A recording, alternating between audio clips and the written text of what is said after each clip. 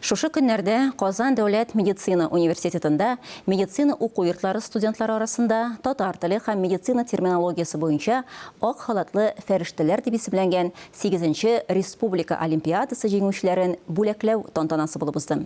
Чарада Татарстан дәүләт советы рәисе урынбасары, телләр комиссиясе рәисе Марат Әхмәтов, мәгариф, мәдәният, фән һәм милли мәсьәләләр комитеты рәисе Айрат Зарипов, фән һәм техник өлкәсендә республика дәүләт премиясе лауреаты Рамил Гәрәев катнашты.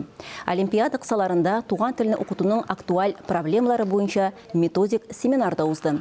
Олимпиадада Казан дәүләт медицина университетының 200-дән артык студенты һәм урта һөнәри медицина уку йортлары вәкилләре катнашты.